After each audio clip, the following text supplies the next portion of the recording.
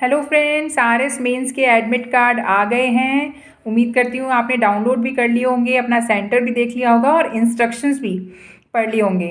मुझे पता है आप में से कई लोगों का शायद काफ़ी सारा समय खर्च भी हो गया मेंस के पोस्टपोनमेंट के आंदोलन में। पर अब जो हमारे पास 5 दिन बचे हैं, अब हमारे लिए ये इम्पॉर्टेंट है कि अब वापस से ट्रैक पर कैसे आएँ और जो हमारी एसडीएम तक की यात्रा है उसे सफल कैसे बनाएं। देखिए, एक बात है कि जब हमारे हाथ में कुछ नहीं होता ना, तो एक चीज़ ज़रूर से होती है, वो है प्रयास। यानी कोशिश हमें हमेशा करनी चाहिए। इन 5 दिनों में भी अगर आप गिव अप कर देंगे तो वो ज़्यादा नुकसानदायक होगा। इससे अच्छा है कि इन 5 दिनों में अपनी जो बची हुई एनर्जी है वो पूरी की पूरी लगा दें और कोशिश करें कि एग्ज़ाम में एक अच्छा रिजल्ट हम निकाल पाएँ। तो अभी 5 दिनों में आप क्या कर सकते हैं? देखिए, आंदोलन तो लगभग हम बोलें तो 20-25 दिन की बात है।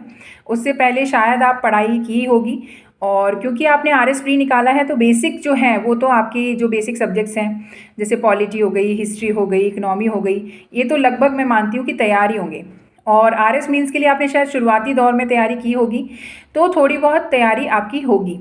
तो वैसे तो शायद आप में से कई लोगों का सिर्फ रिवीजन बाकी होगा, तो इन 5 दिनों में रिवीजन से बेटर कुछ भी नहीं है। तो रिवीजन करिए ज़्यादा से ज़्यादा, और पूरे सिलेबस को जितनी बार आप रिवाइज कर सकें उतना अच्छा रहेगा, क्योंकि रिवीजन से ही आंसर अच्छे बनते हैं। इसके अलावा आपने अगर टेस्ट सीरीज़ दी हैं तो उन टेस्ट सीरीज़ में आपको जो भी कमेंट्स मिले हैं उनको एक बार अच्छे से पढ़ लीजिएगा, दिमाग में बैठाइएगा कि क्या आपको रिमार्क्स मिले थे और किन चीज़ों पर, किन आयामों पर आपको सुधार की आवश्यकता है। अब बच्ची की हम पेपर वाइज, अब मान लीजिए जिन लोगों की तैयारी छूट गई है या जो लोग तैयारी नहीं कर पाए या 5 दिन से पहले उनको ऐसा लगा कि अब तो एकदम ब्लैकआउट हो गया है, तो ऐसी स्थिति में हमें क्या करना चाहिए? देखो, अगर आपने खुद के नोट्स बना रखे हैं तब तो आपके लिए ये 5 दिन काफ़ी होंगे और आप पूरा सिलेबस पढ़ सकते हैं। लेकिन फिर भी आपको लगता है कि आप पूरा सिलेबस नहीं पढ़ पा रहे हैं और आपके पास नोट्स भी नहीं हैं, तो हम कुछ एक पेपर्स की, कुछ सब्जेक्ट्स की चर्चा कर लेते हैं। जैसे अगर हम बात करें जीएस पेपर 1 की, तो जीएस पेपर 1 के अंदर आपके जो सब्जेक्ट्स हैं वो हैं हिस्ट्री, इकोनॉमी और इसके अलावा सोशियोलॉजी, मैनेजमेंट, अकाउंटिंग और ऑडिटिंग। तो हिस्ट्री और इसके अलावा अगर हम बात करें इकोनॉमी की, तो वो तो आपने प्रीलिम्स के लिए पढ़ी ही होगी, तो बेसिक्स आपको पता होंगे। बची वर्ल्ड हिस्ट्री। वर्ल्ड हिस्ट्री से लगभग एक क्वेश्चन बन रहा है 5 मार्कर का, है ना, यानी 5-10 नंबर की मान लीजिए वर्ल्ड हिस्ट्री। तो अगर आप पढ़ सके तो ठीक है, नहीं पढ़ सके तो एक जनरल आइडिया से आप लिख सकते हैं, क्योंकि इतनी जो है थोड़ी बहुत हमें जनरल एक आइडिया रहता है, जैसे उपनिवेशवाद, साम्राज्यवाद, इन सब चीज़ों का। अगर आपको कहीं से नोट्स मिल जाए, शॉर्ट नोट्स, तो बेस्ट रहेगा। अदरवाइज़ आप वर्ल्ड हिस्ट्री जो है बहुत ज़्यादा टाइम्स पर खर्च ना करें, क्योंकि उसका सिलेबस बहुत बड़ा है और उसमें सारी चीज़ें अगर आप कवर करने निकलेंगे तो अब इन 5 दिनों में पॉसिबल नहीं है। इकोनॉमी में ये है कि लगभग आपके बेसिक्स तो रेडी होंगे प्रीलिम्स को लेकर, और जो है बस थोड़ा सा उसको अपडेट कर लीजिए लेटेस्ट डेटा के हिसाब से, क्योंकि अब जो है इकोनॉमिक सर्वे, बजट वगैरह आ गया है सेंटर का। राजस्थान का भी लगभग शायद 23 फरवरी को प्रस्तावित है बजट आना, तो हो सकता है एग्जाम से पहले बजट भी आ जाए। तो लेटेस्ट डेटा पे आपको थोड़ी सी नज़र रखनी है इकोनॉमी को लेकर। बचा सोशियोलॉजी। सोशियोलॉजी के आंसर्स आप लगभग लिख सकते हैं थोड़ा बहुत एक जनरल अंडरस्टैंडिंग से। इसके अलावा बचा मैनेजमेंट, अकाउंटिंग और ऑडिटिंग। तो अगर इनके नोट्स हैं आपके पास तो आप इनको कवर कर सकते हैं, नहीं तो आप अभी फ़िलहाल के लिए इनको स्किप कर सकते हैं, क्योंकि 20-20 नंबर के हैं, बहुत ज़्यादा मैटर नहीं है। फिर बचा जीएस पेपर 2।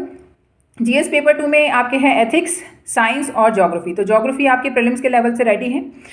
बची साइंस और एथिक्स। तो एथिक्स आपको 100% पढ़नी है। साइंस का सिलेबस इस बार बहुत ज़्यादा वास्ट हो गया है, तो अगर आपके पास नोट्स हैं, क्विक नोट्स हैं, कुछ नए टॉपिक्स ऐड हुए हैं जहाँ से हमको लग रहा है कि 2 मार्कर क्वेश्चन बनेगा, तो वो आप पढ़ सकते हैं। अदरवाइज साइंस को फिलहाल के लिए, क्योंकि प्रीलिम्स के लिए हम थोड़ी बहुत साइंस पढ़ते हैं और जनरल साइंस के बारे में हम थोड़ा बहुत लिख सकते हैं, क्योंकि मैं ये मान रही हूँ कि अगर आप आरएस मीन्स लिख रहे हैं तो इस लेवल के लिए आप मेंटली, साइकोलॉजिकली तैयार होंगे कि आप आंसर्स फ्रेमिंग आपको आती होगी। तो कुछ चीज़ें जो हमें नहीं भी आती तो उनसे डील करना, एक जनरल अंडरस्टैंडिंग के हिसाब से आंसर लिखना, वो मेरे हिसाब से स्किल आपके पास होगी। तो बच्चा आपके पास एथिक्स, वो आपको 100% कवर करना है। फिर जीएस पेपर 3 की हम बात करें तो जीएस पेपर 3 में है आपके पॉलिटी, पवेड, इसके अलावा बिहेवियर, लॉ और आपके स्पोर्ट्स एंड योगा। तो हम बात करें पॉलिटी, तो वो प्रीलिम्स के लेवल से आपकी रेडी होगी। पवेड आपको बिल्कुल नहीं छोड़ना है। पवेड बहुत ज़्यादा इंपॉर्टेंट है, क्योंकि एक तो क्रिस्प है, ज़्यादा आपकी मेहनत नहीं लगेगी उसमें, बहुत जल्दी वो रेडी हो जाएगा। तो अगर आपने पवेड अभी तक नहीं पढ़ा है तो 100% उसको पढ़ लीजिए, क्योंकि पवेड आप नहीं छोड़ सकते। फिर बचा आपका sports, yoga, behaviour and law. तो ये भी 20-20 मार्क्स के हैं ऑलमोस्ट, तो इनमें से आप देख लीजिए जितना कवर कर सकें, ठीक है, नहीं तो कोई खास बात नहीं है। फिर बचा जीएस पेपर 4। तो जीएस पेपर 4 पे अपनी पूरी जान लगा दीजिएगा, क्योंकि जीएस पेपर 4 है मेकर और ब्रेकर।